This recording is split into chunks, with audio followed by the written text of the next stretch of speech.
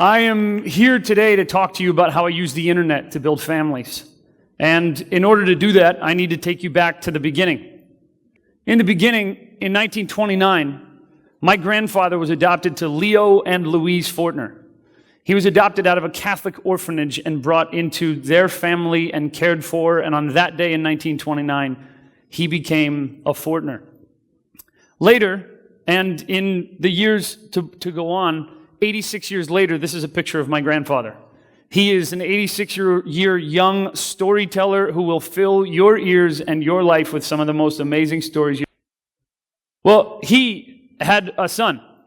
His son was not Justin Bieber. His son is a man named Chuck Fortener, who was my father. This photograph in 1970 was right around when he met my mother, Ann, and now they have a family.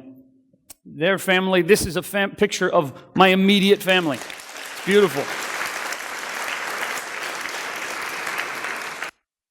Whenever I show this picture to people, they always say it's confusing. Because my mom and dad are the two old white people in the middle. But the confusing part is actually being at the house. This is the most ordered and organized my family ever is. My family, my parents had 3 of us biologically as children. And then we opened our home to be a foster home, and so for 7 years, we fostered over 36 kids in our home. Some of them stayed with us for 2 weeks at a time, some of them stayed with us for 2 months at a time, and some of them, they stayed with us for 2 years. But my parents transitioned out of that foster care system and decided it was time for our family to adopt. So over the course of another 10 years, my parents adopted 8 kids from 5 different countries. So you know how the Olympic Committee has someone representing every country? That's a lot like dinner at my house.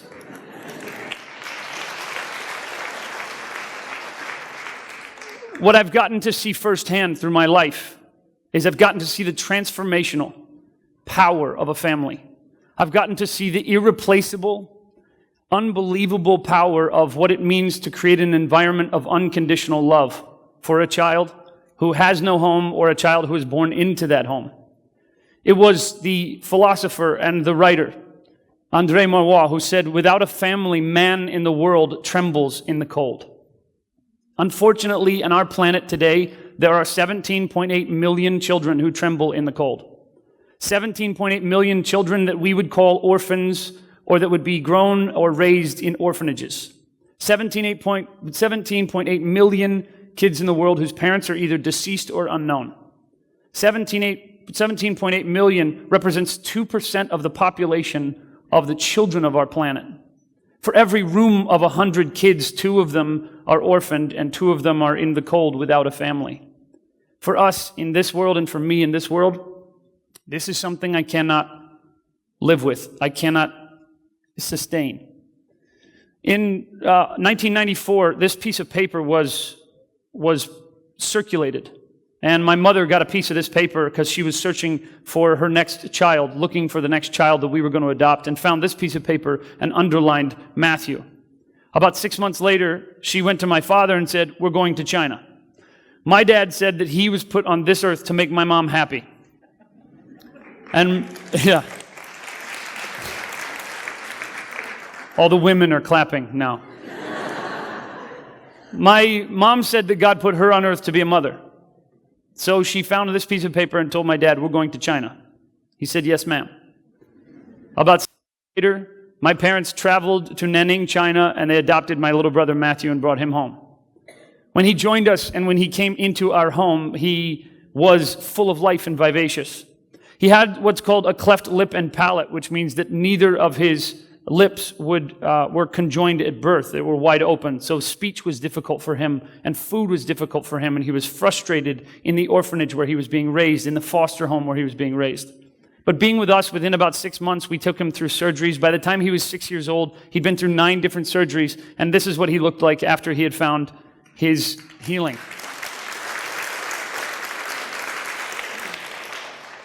This is the kind of environment that my little brother Matthew would have grown up in.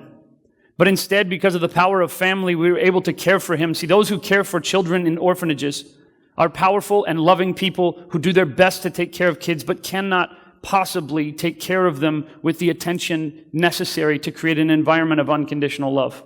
So instead of growing up here, my little brother is now a junior in college. He has a 3.4 GPA, and he is an accounting major with an attitude.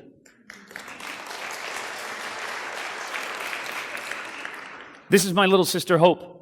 I wanted to share with you the contrast of not only the international family that we've built, but also the domestic family we've built. Hope came into our family as a foster child, and we engaged the process to adopt her and to bring her permanently into our home. She was an incredible young little girl with a syndrome called fetal alcohol syndrome, which meant that her mom had consumed alcohol and been intoxicated while she was pregnant, which affected her brain development. She came into our home and stayed with us, and we went through the process of adoption, but she was just one of many of the foster kids in our home. This other little boy you see is a little boy named Hubby, who we kept for 2 years. And after being with our family for 2 to 2.5 years, he was removed from our home because we inquired about adopting him. What I realized as a child was the trauma that has occurred when you're 7 years old and when you're playing with your little brother on the swing set in the evening, and in the morning he's gone forever. What I experienced was the loss of a family member that was taken from our home. But my loss and my pain paled in comparison to his loss as he was moved from home to home to home, because the system just continually moved kids through that system. In the United States alone, there are over 500,000 kids like Hope and Hubby. 500,000 kids in foster care, and for all of them, they're moved through the system. By the time they are 1 year old, they've already been in 3 homes. If they age out, which 25,000 kids age out each year, they've been in an average of 55 homes by the time they turn 18. When they age out, the process for them is unkind. 25% of them are homeless, 30% are pregnant before the age of 20, just to repeat the cycle. 56% of them remain unemployed and on public aid. 80% of prisoners in the United States, 2% of our population is incarcerated, and 80% of them came out of the foster care system. 80% of women in the United States who are forced into prostitution came out of the foster care system. You see, this is the dysfunctional environment that these kids step into. It is a war zone when they leave that foster care system. Not so was the future for my little sister, Hope. We were told that because of her fetal alcohol syndrome, her growth and development and education would be minimal, that she would not be able to grow.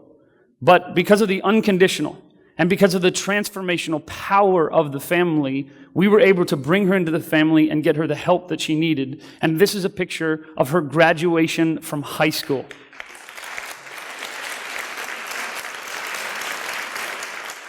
She called me last week and said she just got a promotion from work, and she was Employee of the Month in July of last year. She is doing amazing.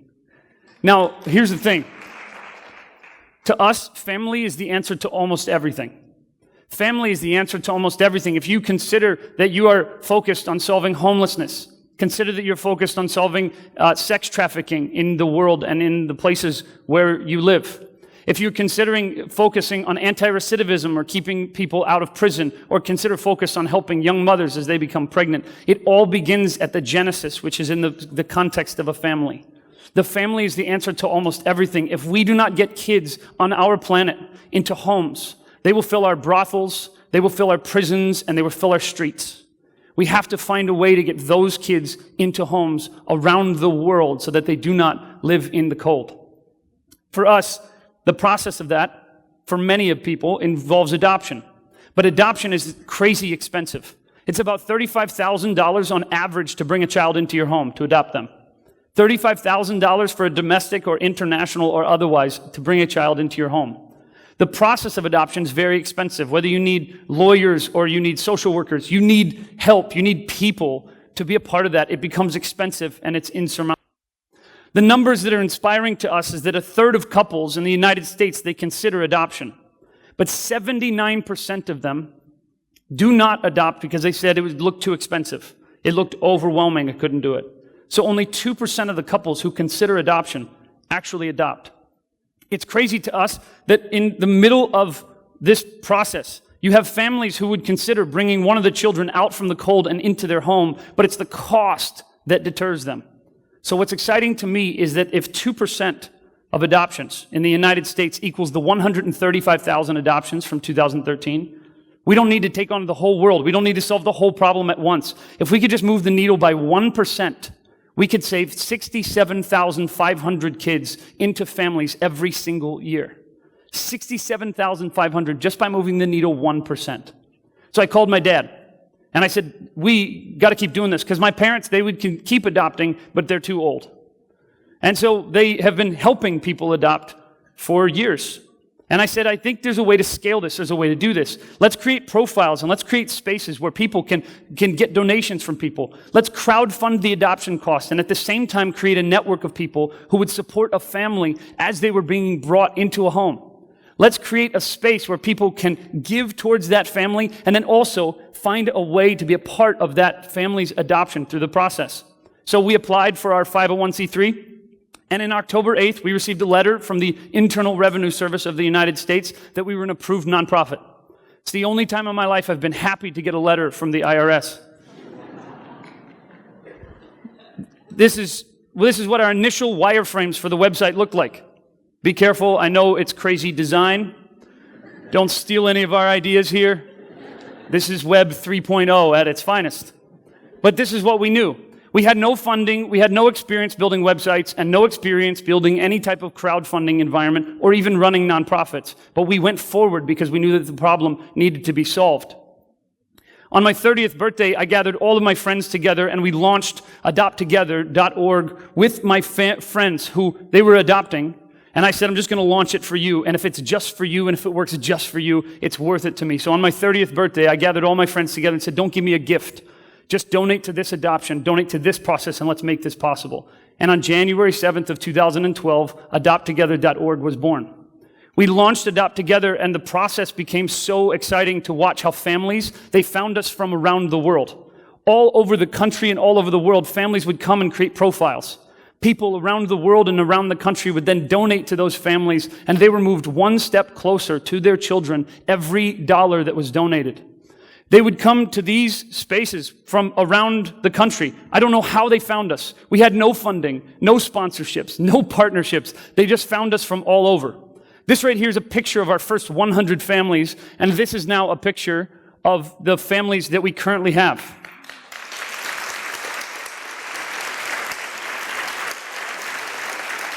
To date, we have helped over 1,300 families raise $5.5 million to adopt from 43 countries into all 50 of the United States.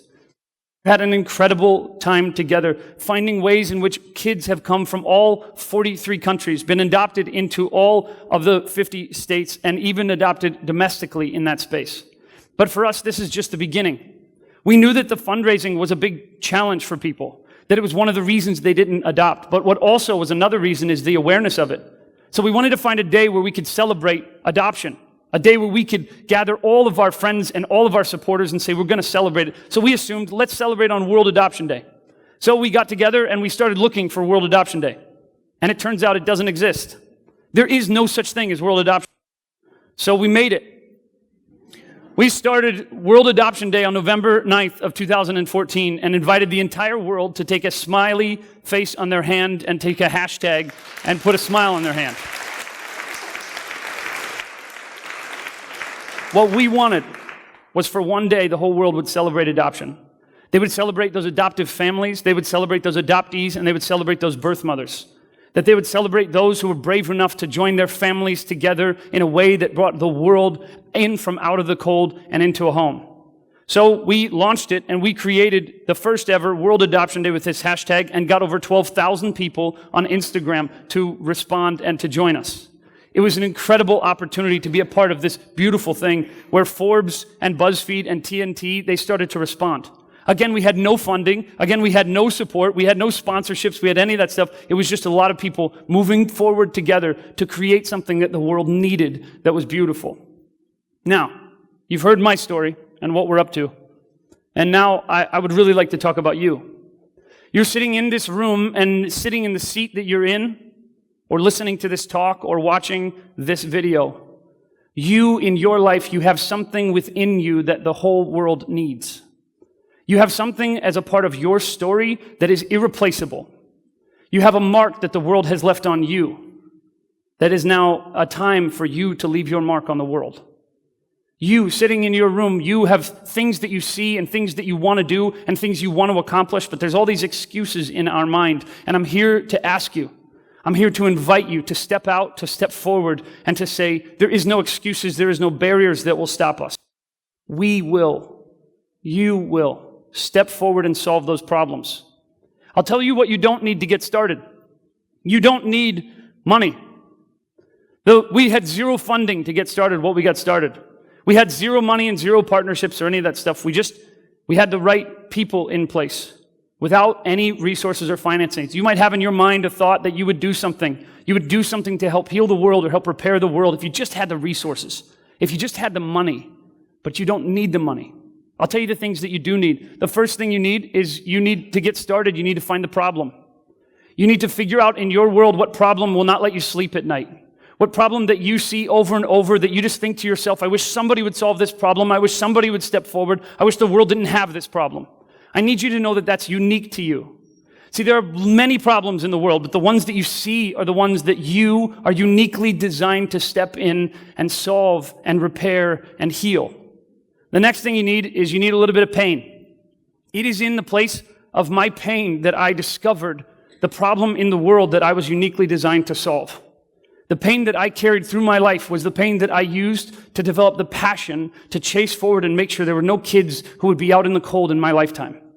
It's the pain inside of you, the mark the world left on you, that is the mark that you will then leave on the world. Ask yourself the question, what mark do I have?